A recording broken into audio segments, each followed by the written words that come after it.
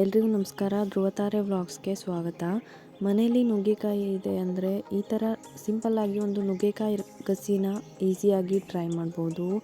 ಇದಕ್ಕೆ ನುಗ್ಗೆಕಾಯಿನ ಕರೆಕ್ಟಾಗಿ ಕ್ಲೀನ್ ಮಾಡಿ ಅದನ್ನು ಕಟ್ ಮಾಡಿ ತೊಳೆದಿಟ್ಕೋಬೇಕು. ಇದಕ್ಕೆ ಸ್ವಲ್ಪ ಉಪ್ಪನ್ನು ಹಾಕಿ ಹಾಗೆ ಸ್ವಲ್ಪ ನೀರನ್ನು ಕೂಡ ಹಾಕಿ ಅದನ್ನು ಒಂದು ಮುಕ್ಕಾಲು ಭಾಗದಷ್ಟು ಅದನ್ನು ಬೇಯಿಸ್ಕೋಬೇಕು. ಹಾಗೆ ಪೂರ್ತಿ ಬೇಯಿಸ್ಕೋಬಾರ್ದು. ಅದನ್ನು ನಾವು ಮತ್ತೆ ಫ್ರೈ ಮಾಡೋದ್ರಿಂದ ಅದು ತುಂಬ ಬೆಂದ್ಬಿಡುತ್ತೆ. ಇದ್ರ ಮಸಾಲೆಗೆ ಖಾರಕ್ಕೆ ಎಷ್ಟು ಬೇಕೋ ಅಷ್ಟು ಮೆಣಸು, ಹಾಗೆ 5ರಿಂದ 6 ಸ್ಪೂನ್ ಆಗುವಷ್ಟು ಕಾಯಿ ತುರಿ, 1 ಸ್ಪೂನ್ ಆಗುವಷ್ಟು ಜೀರಿಗೆ, ಸ್ವಲ್ಪ ಹುಣಸೆಹಣ್ಣು, ಒಂದು ಸಣ್ಣ ಗಡ್ಡೆ ಬೆಳ್ಳುಳ್ಳಿನ ಹಾಕಿ ಅದೆಲ್ಲನೂ ನುಣ್ಣಗೆ ಗ್ರೈಂಡ್ ಮಾಡ್ಕೋಬೇಕು. ನಂತರ ಒಂದು ಪ್ಯಾನ್ ಇಟ್ಕೊಂಡು 5ರಿಂದ 6 ಸ್ಪೂನ್ ಎಣ್ಣೆನ ಹಾಕಿ ಎಣ್ಣೆ ಕಾದ್ಮೇಲೆ ಒಂದು ಅರ್ಧ ಸ್ಪೂನ್ ಆಗುವಷ್ಟು ಜೀರಿಗೆ, ಹಾಗೆ ಅರ್ಧ ಸ್ಪೂನ್ ಸಾಸಿವೆ, ಸ್ವಲ್ಪ ಕರಿಬೇವಿನ ಸೊಪ್ಪನ್ನು ಹಾಕಿ ಸ್ವಲ್ಪ ಫ್ರೈ ಮಾಡ್ಕೋಬೇಕು.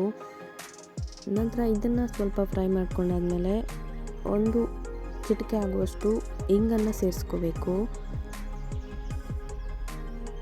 ನನ್ನ ಚಾನಲ್ನ ಫಸ್ಟ್ ಟೈಮ್ ನೋಡ್ತಾ ಇರೋರು ಪ್ಲೀಸ್ ನನ್ನ ಚಾನಲ್ನ ಸಬ್ಸ್ಕ್ರೈಬ್ ಮಾಡ್ಕೊಳ್ಳಿ.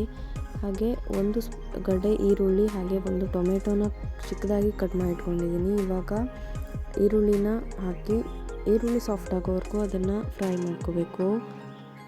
ನಂತರ ಈರುಳ್ಳಿ ಸ್ವಲ್ಪ ಸಾಫ್ಟ್ ಆದಮೇಲೆ ಅದಕ್ಕೆ ಕಟ್ ಮಾಡಿ ಇಟ್ಕೊಂಡಿರೋ ಟೊಮೆಟೊನು ಕೂಡ ಸೇರಿಸ್ಕೋಬೇಕು.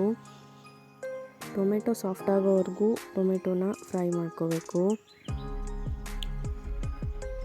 ನುಗ್ಗೆಕಾಯಿ ಈ ರೀತಿ ಒಂದು ಮುಕ್ಕಾಲು ಭಾಗದಷ್ಟು ಬೆಂದರೆ ಸಾಕು.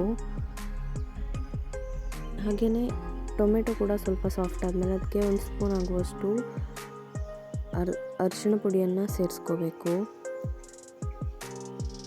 ಹಾಗೆ ಇವಾಗ ಗ್ರೈಂಡ್ ಮಾಡಿಟ್ಕೊಂಡಿರುವಂತಹ ಮಸಾಲೆನ ಇದಕ್ಕೆ ಹಾಕ್ಕೋಬೇಕು. ನನ್ನ ಚಾನಲ್ನ ಆದಷ್ಟು ಪ್ಲೀಸ್ ಸಬ್ಸ್ಕ್ರೈಬ್ ಮಾಡಿ. ಹಾಗೆಯೇ ನಾನು ಹಾಕುವಂಥ ವಿಡಿಯೋಸ್ದು ನೋಟಿಫಿಕೇಷನ್ ಬರಬೇಕು ಅಂದರೆ ಬೆಲ್ ಐಕಾನ್ ಕೂಡ ಕ್ಲಿಕ್ ಮಾಡಿ. ನನ್ನ ಚಾನಲ್ನ ವಿಡಿಯೋಸ್ನ ಆದಷ್ಟು ಲೈಕ್ ಮಾಡಿ, ಹಾಗೆ ಪ್ಲೀಸ್ ಸಬ್ಸ್ಕ್ರೈಬ್ ಮಾಡ್ಕೊಳ್ಳಿ. ಇವಾಗ 1 ಸ್ಪೂನ್ ಆಗುವಷ್ಟು ಬೆಲ್ಲನ ಹಾಕ್ಕೋಬೇಕು. ಮಸಾಲೆನ ಸ್ವಲ್ಪ ಫ್ರೈ ಮಾಡಿಕೊಂಡು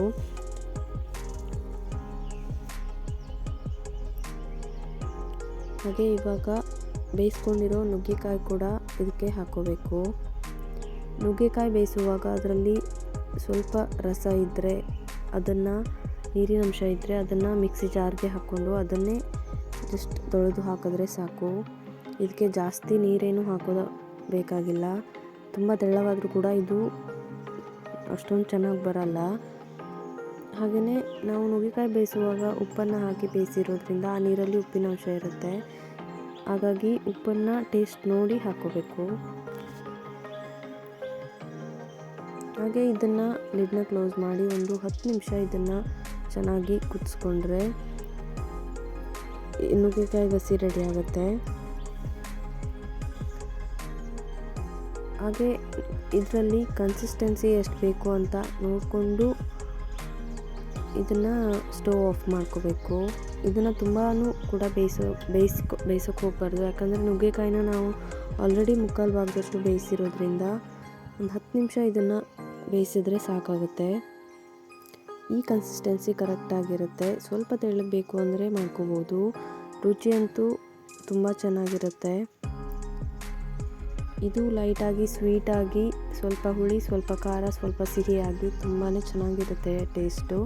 ರೆಸಿಪಿ ಇಷ್ಟ ಆದರೆ ನೀವು ಕೂಡ ಒಂದ್ಸಲ ಟ್ರೈ ಮಾಡಿ. Thank you.